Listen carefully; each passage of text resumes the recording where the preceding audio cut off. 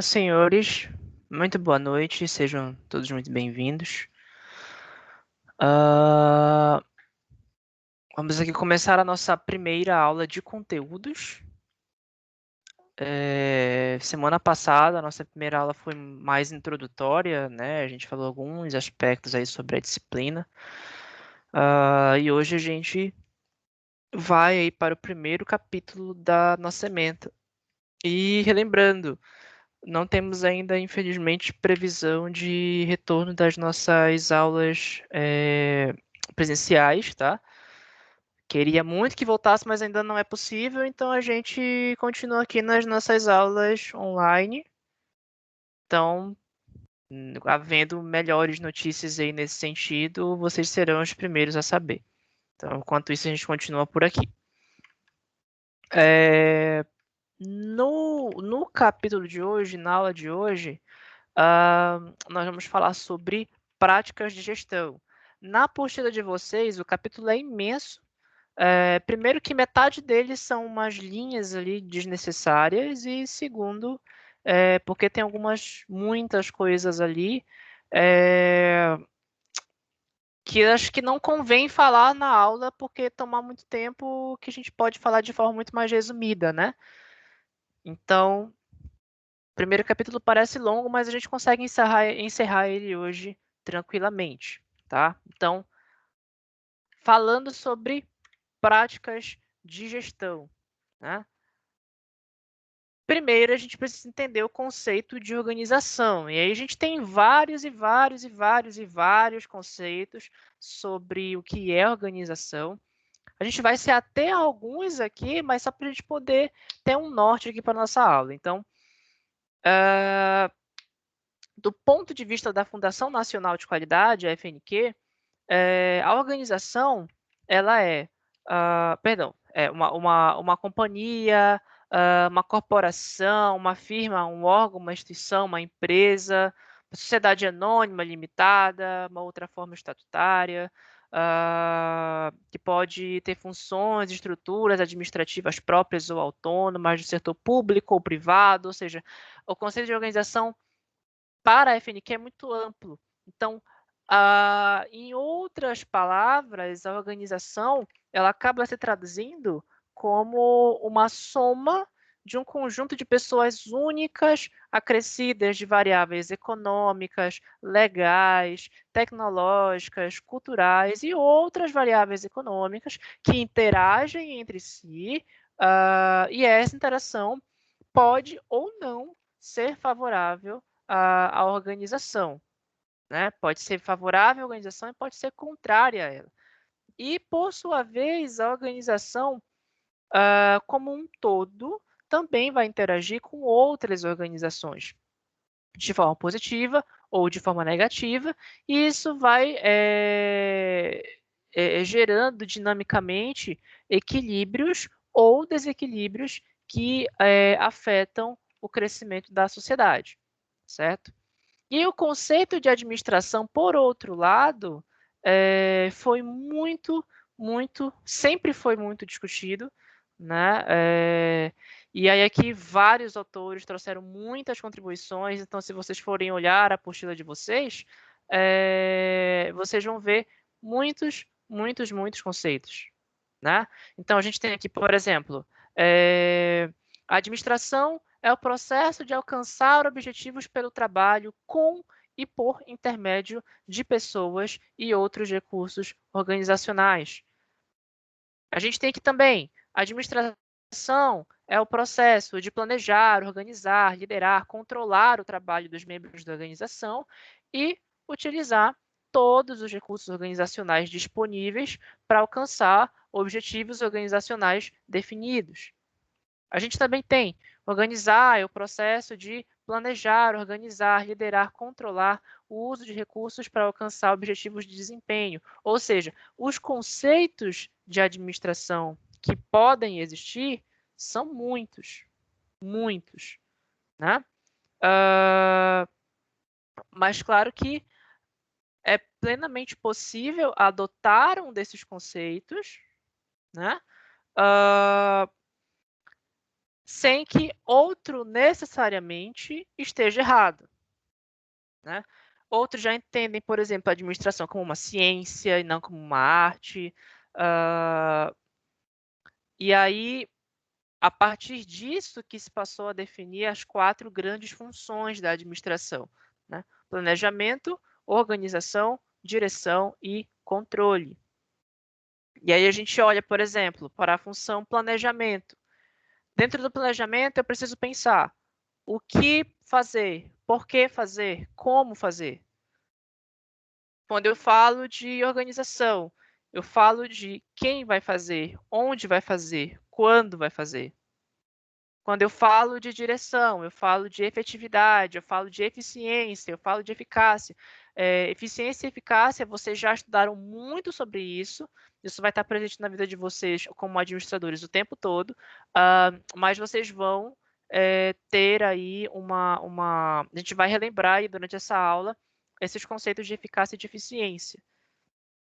Fala também de liderança e motivação, de comando eficaz. E quando a gente fala de controle, a gente está falando de comparação com os padrões, de correção de rumos, de subsídios ao aperfeiçoamento. Então, no fim das contas, as funções da administração se resumem a 4: planejamento, organização, direção e controle, certo? Então, muitos autores, eles pensam sobre a administração e falam muito também sobre a administração integrada, né? Então, vamos imaginar aqui, por exemplo, o trabalho da construção das pirâmides no Egito, né? Coliseu na Itália, a Grande Muralha da China. Então, desde épocas muito remotas, já existia uma organização do trabalho. Então, cada povo ele tinha a sua maneira muito particular de organizar e administrar o seu trabalho. E isso nos dias de hoje não é muito diferente, porque cada organização ela tem uma forma específica de administrar as atividades de forma integrada, com eficiência e com eficácia. Então, aqui, eficiência tem a ver com o uso adequado dos recursos, enquanto eficácia tem a ver com a qualidade dos resultados das ações realizadas. Ou seja, de maneira geral, a eficácia é fazer algo certo, né? E a eficiência é você fazer algo certo fazendo um manejo adequado dos recursos que a sua organização dispõe, né? Então, em como administrar de forma integrada, qual modelo que eu vou seguir? Então, na busca por essas respostas, e quando eu falo muitos, são muitos mesmo, muitos teóricos analisaram as organizações e as suas formas muito próprias de administrar e desenvolver várias teorias. Então, aqui na apostila de vocês tem um resgate histórico de muitas pessoas que contribuíram para o desenvolvimento da administração como uma ciência e traz aqui alguns pioneiros. Gente, aqui na apostila de vocês tem muitos exemplos. Eu tenho Sócrates, Aristóteles, Thomas Hobbes, Jean-Jacques Rousseau, Jeremy Bentham, William Gladstone, Marx. Então, tem Henry Ford, que é assim, Henry Ford é um exemplo importantíssimo. Deixa eu ver alguma coisa outra aqui. Philip Crosby. Então, eu peço a vocês que depois dediquem um tempo, né, para revisar a apostila de vocês, nesse capítulo especialmente, porque são muitos conceitos. E eu particularmente entendo que a gente não tem tanto tempo disponível para falar sobre cada um deles, certo? Então eu vou deixar aí a vocês essa missão de dar uma olhadinha nesses conceitos aqui. Alguns trazem coisas muito importantes, né? Tem também brasileiros no meio, né? O Pedro Luiz de Oliveira Costa Neto, o Vicente Falcone Campos. Então tem gente aí que pode, inclusive do Brasil, que sendo do Brasil, traz aí contribuições muito importantes para a administração. Então todos esses autores eles contribuíram para a evolução da administração como uma ciência. E com essas ideias inovadoras e revolucionárias para a época, e que são ainda presentes em muitos segmentos industriais e prestadores de serviços, eles acabaram modificando a gestão dessas organizações ao longo do século XX. Então, muito pouco do que eles escreveram, do que eles desenvolveram foi descartado. Então, na verdade, tudo isso que eles desenvolveram vem sendo aperfeiçoado ao longo dos séculos 20 e 21. E muito do pensamento desses que chamam de que se entendem, né, como visionários foi aplicado nos mais diversos segmentos. E isso acabou sendo transformado em doutrina, né, e ponto de partida para novas pesquisas por autores do próprio século XXI. Então, parte do conhecimento produzido, né, que foi acumulado ao longo dos séculos e passado para a nossa geração, foi registrado em livros e também divulgado, disseminado por esses próprios autores, né, por intermédio de consultorias e de professores em diversos cursos. Então, a partir desses autores, houve uma explosão criativa, teórica e prática, com o surgimento aí de algumas várias ferramentas de gestão, né? Tem algumas aqui, como por exemplo benchmarking, análise SWOT, cadeia de valor, gestão do conhecimento, inteligência competitiva. Então são várias que existem, né? São em média 70 aí ferramentas de gestão. Eu estou citando benchmarking e análise SWOT porque são as mais presentes na administração, né? Então, tem várias aqui, vocês também podem ir encontrando outras na apostila de vocês, na internet. Então, fiquem aí bem à vontade para aprofundar um pouco mais os estudos de vocês aí nesse sentido. Então, até meados ali da década de 80, no mundo ocidental, as grandes empresas, né, do ramo automobilístico, petroquímico, energético, possuíam aí departamentos grandiosos que eram voltados para a qualidade, que englobava a engenharia e a garantia da qualidade para o desenvolvimento e para a aplicação de novas ferramentas que evitassem as falhas que antes aconteciam, que são as chamadas ações preventivas, né? E controle esse que tinha por objetivo detectar as falhas ocorridas nos processos produtivos, que são as chamadas ações corretivas, e promover o desenvolvimento de fornecedores. Então, era comum que essas empresas exigissem dos seus fornecedores um sistema de gestão da qualidade que fosse aderente, que fosse próximo do seu próprio modelo de gestão. Então, do lado dos fornecedores, era muito comum que eles tivessem diversos sistemas de gestão da qualidade, né? Um sistema para cada cliente, o que tornava assim, a própria gestão uma verdadeira, um verdadeiro caos, porque você tinha vários sistemas de gestão da qualidade. Então, já no lado oriental, os japoneses, por exemplo, eles já desenvolviam outras ferramentas de gestão que a gente vai ver ainda hoje um pouquinho mais para frente. E é a partir daí, né, que surge a ISO 9001. Isso é lá em 1987. Surgiu a primeira versão da ISO 9001. E nessa primeira versão, havia o fornecimento de uma documentação contratual para demonstrar que a produção estava sob controle. E isso acabou mudando a gestão das empresas no mundo todo, porque a partir disso, as grandes organizações começaram a exigir os certificados de ISO 9001, que era obtido, né, junto às entidades certificadoras que atuavam de forma independente. Então, acabou acontecendo um efeito cascata. Por quê? A grande empresa ela solicita do seu fornecedor que ele tenha a ISO 9001. Então, o fornecedor ele exigia do seu fornecedor o ISO 9001. E o fornecedor do fornecedor exigia também do seu fornecedor a ISO 9001. Ou seja, é por isso que a gente fala que existiu um efeito cascata, porque os fornecedores entre si começavam a exigir essa norma, né, a certificação dessa norma. Então, foi algo benéfico pensando por esse lado. Um efeito cascata, um cobrando a ISO 9001 do outro, e foi um efeito cascata benéfico para todo mundo.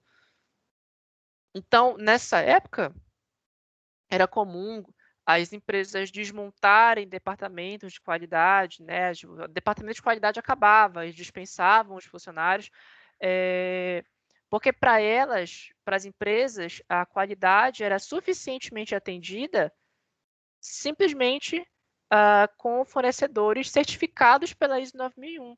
Então, esses funcionários demitidos, que às vezes não tinham chance de emprego, acabavam se convertendo em consultores.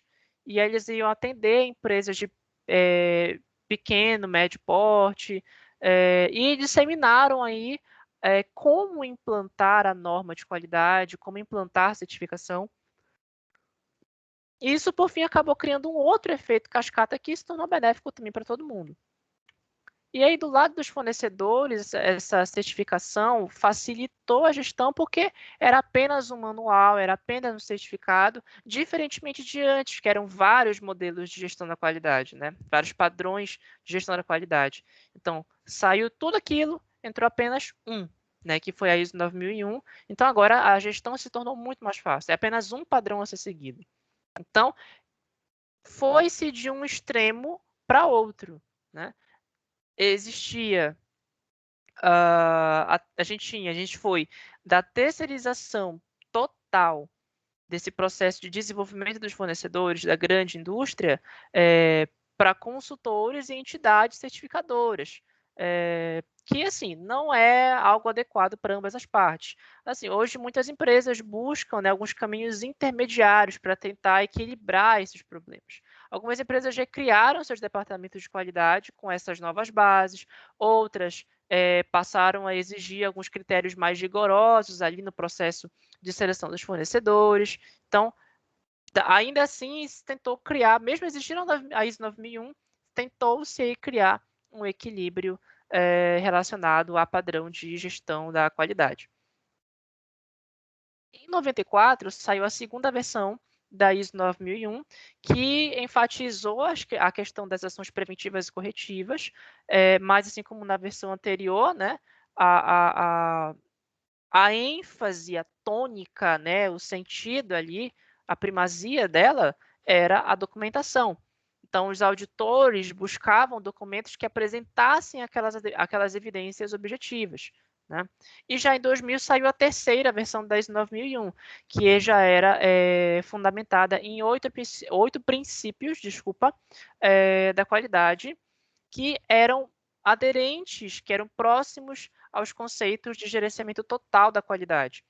E eram desenvolvidos para a utilização da alta direção, né, de uma organização, tendo em vista a melhoria do desempenho dela toda.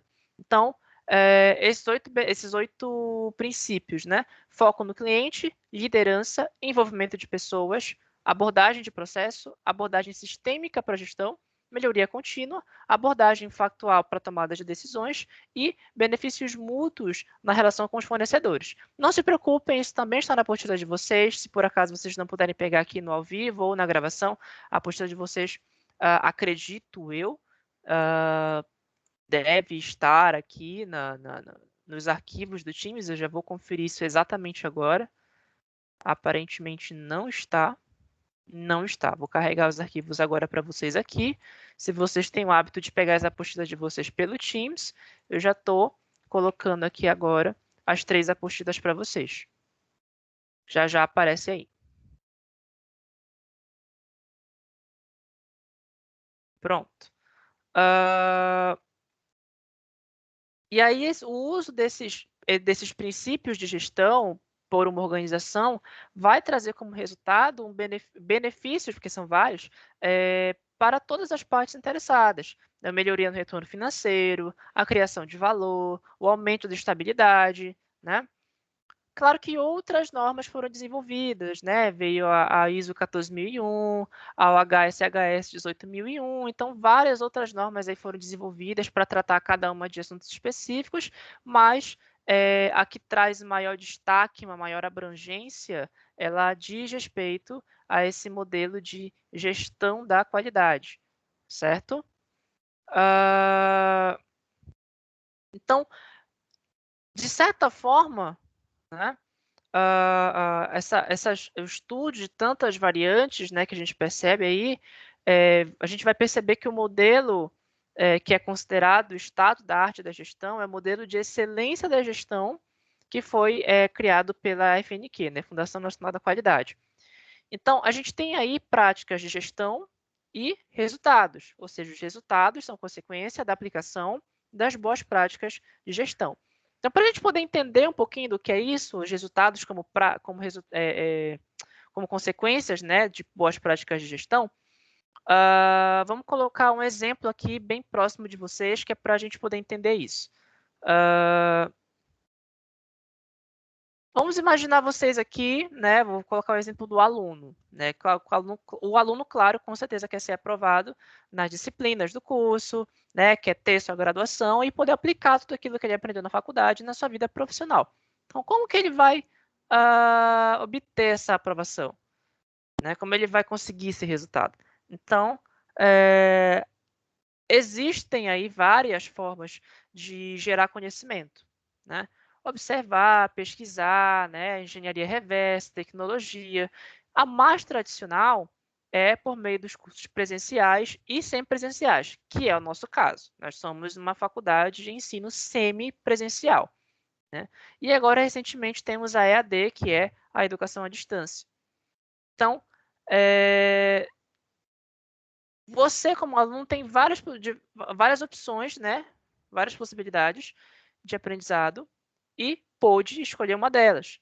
E isso vai levar em consideração, essa escolha vai levar em consideração alguns critérios pessoais. O preço, os horários, a disponibilidade do seu tempo, transporte, enfim. Então, vamos imaginar que nesse cenário você optou pela EAD.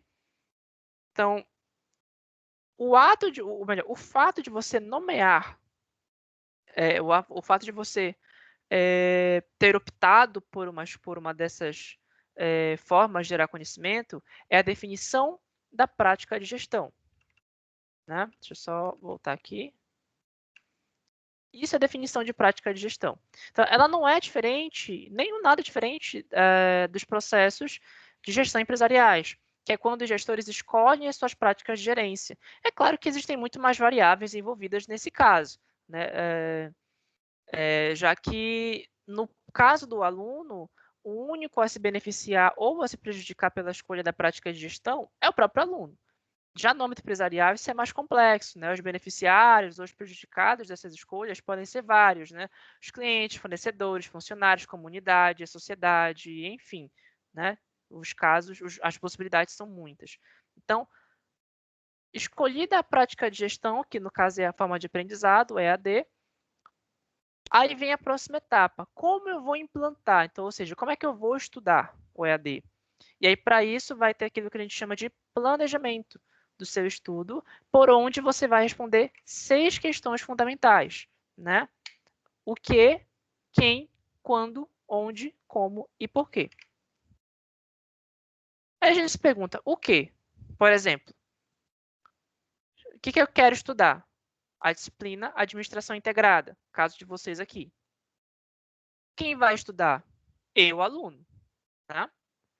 Quando vou estudar? E aí pensa, você vai escolher de forma adequada os seus horários de estudo, e isso tentando conciliar com as suas outras atividades pessoais, com as suas outras atividades profissionais, enfim. Onde eu vou estudar? Na sala de aula, no polo da instituição de ensino, em casa, no trabalho, ou qualquer outro lugar. Você escolhe onde você vai estudar. Como? Aí as possibilidades são várias, né? Lendo o livro-texto antes de assistir a videoaula ou a aula ao vivo, assistindo a aula, esclarecendo as dúvidas, resolvendo os exercícios, enfim. O como ele traz um leque muito grande. E por que eu tenho que fazer isso? Para adquirir conhecimento, para aprender, para ser aprovado nas provas, para aplicar tudo isso na vida profissional. Então, a gente percebe aí, né, que houve a definição da prática de gestão e, a partir disso, eu tenho meu planejamento e, com a prática de gestão, eu posso obter os meus resultados, certo? Basicamente, é assim que as práticas de gestão funcionam. Então, você vai certamente, né, elaborar um cronograma para você poder estudar, né? Vai colocar ali na semana tal, na hora tal, eu vou estudar tal disciplina ou tal capítulo, enfim. E aí agora é a hora de você executar tudo aquilo que você planejou. Então você não vai, por exemplo, esperar o semestre acabar para você verificar se você realizou ou se você não realizou aquilo que você tinha planejado, né? Se você teve aqueles resultados que você queria. Então, por exemplo, ao final de cada dia ou ao final de cada semana, você compara o que estava programado com aquilo que você realmente fez, para saber se foi algo efetivo ou não. E aí, para fazer essa comparação, você vai detectar os itens que foram cumpridos e os itens que não foram cumpridos do seu planejamento. E aí é a hora que você faz uma avaliação e age sobre eles, né, de forma proativa, né? Além de realimentar o plano dos seus estudos. Você vai corrigir o seu plano de estudos, você vai adaptar os seus planos de estudos, você vai manter, enfim, né? Avaliando o seu plano de estudos, você vai perceber aquilo que você precisa fazer com ele. Então, tudo isso, né? A definição da prática de gestão, o planejamento, a execução, a avaliação, faz parte daquilo que nós chamamos do ciclo PDCA, né? P de plan, planejar, ou melhor, planejamento, né? Mas está aqui plan, planejar. D, do, né? Execução, executar. C de control, controle, acompanhamento, follow-up, né? E act, ação. Ou seja, você planeja, você executa, você controla e você age. Então, esse é exatamente o ciclo que é utilizado pelas empresas na grande maioria das vezes, de qualquer ramo, de qualquer tamanho, de qualquer personalidade, de qualquer nacionalidade, desculpa, personalidade, onde que eu tirei isso? De qualquer nacionalidade, né? E o PDCA, ele é bem comum. Se você colocar, por exemplo, colocar no Google o PDCA, você vai ver alguns exemplos de imagem. Na apostila também tem, né? De como esse plano funciona. E claro que com o tempo você melhora esse processo de aprendizado, né? A experiência que você pode ter por meio das provas, dos questionários, das atividades, vai permitir que você observe os resultados e, com isso, você pode planejar as etapas futuras para os próximos semestres. Então, se você comparar as suas práticas com as dos seus colegas, você pode estabelecer outras formas de estudar, por exemplo. Então, isso é comparar a sua prática com outras práticas similares. E no intuito de melhorar o seu processo de aprendizagem e redefinir a sua prática de gestão. Então, isso tudo, na verdade, é a prática do learning, né? É o aprendizado, ou seja, além de realizar um ciclo PDCA, você acaba executando também um ciclo PDCL, né? Que acaba entrando o L do learning. Você define a prática, você planeja, executa, avalia o que você faz e, a partir da avaliação, você aprende. Você quer o learning, você aprende aquilo que extrai algo dali que vai te permitir uma tomada de decisão. Se você mantém aquela prática, se você muda a sua prática, se você altera, mantém, adiciona, exclui alguma coisa. Então, isso eu uso como exemplo o estudo, a sala de aula, né? Mas isso na vida do administrador é muito comum. A prática de gestão é algo muito próximo da realidade do administrador e a gente consegue aplicar isso em muitos, muitos lugares. Então, o PDCA e o PDCL, eles sempre vão estar assim, presentes na vida de vocês, ao lado de vocês, durante o labor de vocês como administradores, certo? Senhores, sobre a aula de hoje, vocês têm alguma dúvida? Querem fazer alguma contribuição, alguma colocação? O microfone está liberado caso vocês queiram perguntar algo.